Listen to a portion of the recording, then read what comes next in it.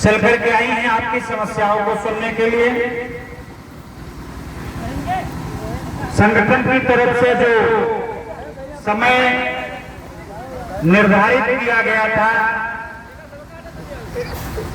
उस समय के काफी बाद में आई हैं। जो नोटिस, जो सूचना संगठन के द्वारा यहाँ के जिला प्रशासन को, एलआईयू और इंटेलिजेंस को भेजी गई थी, उस पर 1 बजे तक सक्षम अधिकारियों को ज्ञापन लेने के लिए आमंत्रित किया गया था। ऐसा अनुरोध संगठन की तरफ से किया गया था। हो सकता है कि किसी आवश्यक कार्य में व्यस्त रही हो, जिस वजह से न उपस्थित हो चुकी हो पाई हो, और पिछले 3 वर्षों के बाद में माहौली क्षेत्र में मुझे लग रहा है आंदोलन करने हम आए हैं, तो प्रशासन के लोग भूल भी चुके होंगे। खैर, उन सब चीजों से कोई दिक्कत नहीं है। महोदय, यहाँ पर 2 मांग पत्र आपको सौंपे जाएंगे। एक मांग पत्र 15 सूत्री मांग पत्र है, जिस मांग पत्र को सौंपने का आज हमारे संगठन का पूरे देश में कार्यक्रम है। पूरे देश के समस्त जिला मुख्यालयों पर यह मांग पत्र देना है। और दूसरा, जो यहाँ की लोकल समस्या है, चाहे विकास क्षेत्र माहौली हो, चाहे तहसील क्षेत्र माहौली हो, यहाँ की समस्याओं के संबंध में 5 सूत्री मांग पत्र तैयार किया गया है, जिसमें इस क्षेत्र की प्रमुख समस्या, आज की जो सबसे ज्वलंत समस्या है और जिसकी सबसे ज्यादा आवश्यकता है, विद्युत आपूर्ति। महोदय, 2017 में जब से भारतीय जनता पार्टी की सरकार उत्तर प्रदेश में बनी, 2017 के संकल्प पत्र और घोषणा पत्र और चुनावी वादों में वर्तमान सरकार के, चाहे माननीय मुख्यमंत्री जी हों, चाहे उनके अन्य जनप्रतिनिधि, सांसदगण, विधायकगण या मंत्रीगण, उनके द्वारा उत्तर प्रदेश की जनता को यह कहा गया था कि अगर हमारी सरकार बनी तो ग्रामीण अंचल में हम 18 घंटे निर्बाध विद्युत आपूर्ति देने का काम करेंगे। महोदय, 18 घंटे विद्युत आपूर्ति देने के नाम पर हमारे जो ग्रामीण अंचल का बिजली का भाव था, जो बिजली की रेट थी, उस रेट में बेइंतहा बढ़ोतरी कर दी गई। जो बिजली हमको पहले 125 रुपए प्रति माह और 2 माह में 1 किलोवाट के घरेलू कनेक्शन पर मुहैया होती थी, वह बिजली आज हमको 500 और 700 रुपए महीने में भी उपलब्ध नहीं हो पा रही।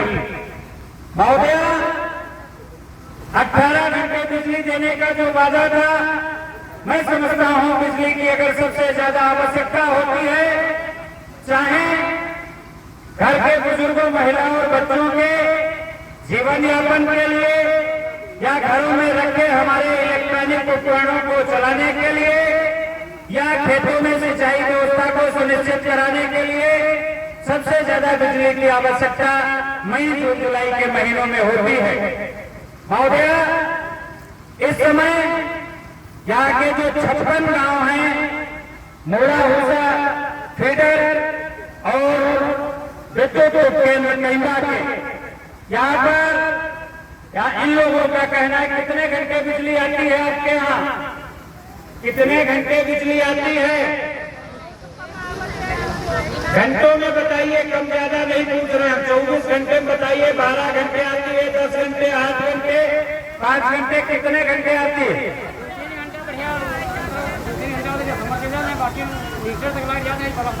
आती तो है सही स्थिति में, लेकिन जैसे ही जो कनेक्शन धारक है, जैसे ही अपना लोड बढ़ाते हैं, ट्यूबवेल के जो प्राइवेट नलकूप हैं, वैसे ही महोदय बिजली का वोल्टेज लो हो जाता है। यहाँ पर 56 गांव की बड़ी समस्या है। दूसरा, खाद की समस्या पूरे प्रदेश में चल रही है। अब खाद लेने के लिए पहले किसान फार्मर रजिस्ट्री कराए, फिर समितियों पर लाइन लगाए। खाद की उपलब्धता है नहीं, खाद की उपलब्धता सिर्फ टीवियों पर है, अखबारों में है, सोशल मीडिया पर है। और जो प्रभारी मंत्री जिलों में समीक्षा बैठक करने आ रहे हैं, आरओ जो भी है, उनके पास रिकॉर्ड में रजिस्टर पर तो खाद की उपलब्धता है, लेकिन हमारी फसलों को पर्याप्त खाद की उपलब्धता नहीं हो पा रही। अभी जुलाई के महीने में बड़े पैमाने पर बुआई होगी, खाद की जरूरत पड़ेगी। मैं पूरे दावे के साथ में कह सकता हूँ, जब किसान अपने खेत के काम को छोड़ करके, मजदूरी के काम को छोड़ करके किसी समिति की लाइन पर खड़ा होगा तो खाद की जगह उसको लाठियां मिलेगी। इसलिए मैं चाहता हूं जुलाई आने से पहले ही प्रत्येक समितियों पर जून के महीने में ही खाद की उपलब्धता करा दी जाए। और सरकार एक लगातार दावा कर रही है, लोगों को जागरूक करने का काम कर रही है कि लोग रासायनिक चीजों का कम प्रयोग करें, रासायनिक खादों का कम प्रयोग करें, जैविक खाद, जैविक खेती की तरफ बढ़ें। तो मैं सरकार से भी आपके माध्यम तक संदेशा पहुंचाना चाहता हूं, अगर सरकार हमारे किसानों को गांव में चौपाल लगा करके ये सुझाव लेना चाहती है कि भारत में खेती किसानी करने वाला किसान जैविक खेती से जुड़े, तो जैविक खेती तो हम करेंगे। ये रासायनिक चीजें जो है, चाहे कीटनाशक हो, चाहे पेस्टिसाइड हो, चाहे फर्टिलाइजर हो, ये हमको बनाते नहीं है, किसी न किसी उद्योगपति और पूंजीपति के कारखानों में मिलता है, जिनको बनाने के लिए सरकार ने उनको लाइसेंस दे रखा है। अगर सरकार भारत के किसानों को जैविक खेती से जोड़ना चाहती है तो सारे के सारे इन उद्योगपतियों के लाइसेंस सस्पेंड कर दे, उनको निरस्त कर दे।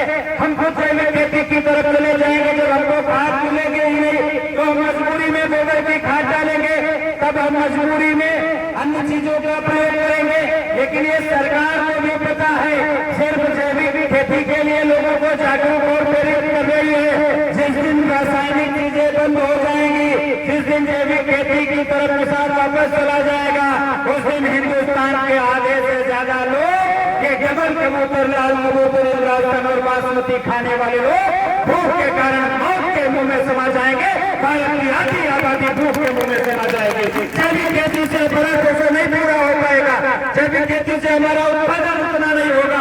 आज इतना उत्पादन होने के बाद भी कभी कभी खाद्यान्न की दिक्कत आ जाती है, और जो सारे के सारे किसान जैविक खेती करेंगे तो मैं दावे के साथ में कह सकता हूँ, कोरोना काल में तो लोग भूखमरी से नहीं मरे, लेकिन जब जैविक खेती की तरफ जाएंगे उस दिन निश्चित तौर पर भूखमरी का शिकार होंगे और अनावश्यक लोगों के कारण मौत के मुंह में समाएंगे।